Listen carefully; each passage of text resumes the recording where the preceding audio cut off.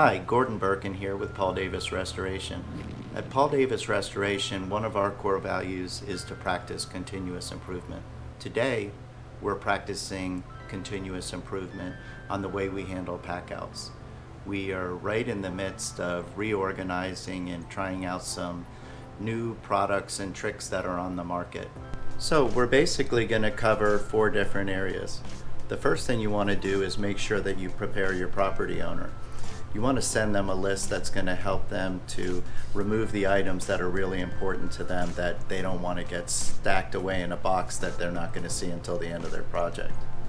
The next thing that we're going to talk about is preparing your tools in an organized fashion where you've got everything you're going to need for any given situation. The next thing that we're going to cover is how to prepare your box truck. How to make sure everything that you're going to need for the job is there in plenty of quantities. The last area that we're going to cover is how to actually pack things properly and safely. Last thing you want to do is have breakage, and we're going to show you some tips on things we think will find very helpful for you. So here's our old process. As I said, practice continuous improvement. This was pretty good, but I think you're going to like what you see next.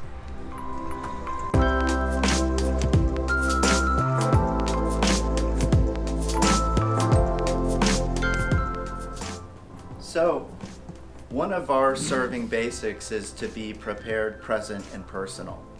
So I'm going to give you some tips on how to be very well prepared. We have our toolkits, and I'm going to show you some of that right now. Okay, so I'm going to show you all the tricks of the trade that we keep in this bag. In our office, we keep 2 of these ready, and we'll bring 1 to each pack out. So on this side, we have our tape. I like these dispensers, and so do my guys, because it's much easier to operate than some of the older styles with the handle on them. So we'll have 2 of these in every bag, and then we keep 7 extra rolls of clear tape. Inside the bag, in the main section, we have a bag with basically every type of slide that you could possibly need, whether you're sliding across carpet or if you're sliding across hard surfaces. Inside these bags, we keep basically 3 things. These are the soft ones that you use on hard surfaces so you don't scratch anything. These are hard plastic ones, and you use these on carpet to easily slide across floors. And then if you've never heard of this, wind bags, you must own these in your pack out kit. These you slide underneath a heavy piece of furniture and you pump it up, and it lifts a heavy piece of furniture off the ground 1/2 inch so that you can then slide these in. Pretty clever. Another thing that you want to have on board are sandwich bags. I think these are a little bit small. I need to add the quart size bags as well, but you must have these on board. Those are really handy when you disassemble something. You will then tape it to the piece of furniture or TV or whatnot that you had to take apart. This is the money maker. We'll show you how this is used in a little bit, but we keep 2 of these on board every bag. We also keep zip ties. These are really handy to secure the bagged items to the piece of furniture. You'll use a lot of these. Here's your blue nitrite gloves, of course, and also we wear respirators. On this side of the bag, very handy tool. We keep 6 of these on board, so if we're moving a very large armoire, we would put 1 of these under 6 different areas of the armoire. Most things we can get away with only using 2 of these.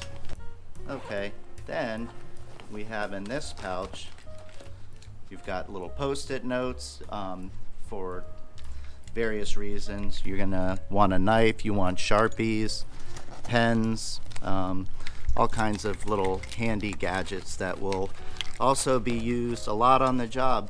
So the last part of the package is what says, hey, I'm a professional and I really care about my customers. And here's what it is.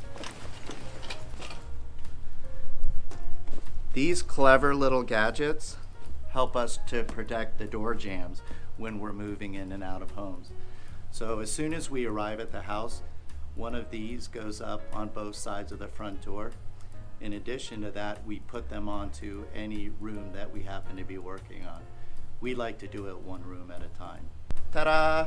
So I showed you this, but I didn't show you how it works. Check this out. This has a little clamp on it, and you put it underneath your table and secure it. And now it makes pulling tape a piece of cake. You can just lay them out if you like, or do your boxing and just have it right next to you. Either way, this is a huge time saver, and it helps do a much better job at doing your tape. These two guys right here, I kind of like them, but my guys don't. They like the blue ones that I showed you earlier. And this item right here, we could never do without it again. So now that you've seen the Paul Davis Content Survival Kit, let's go on out to the van and load these on, and then you'll see what else is in the van. Come on.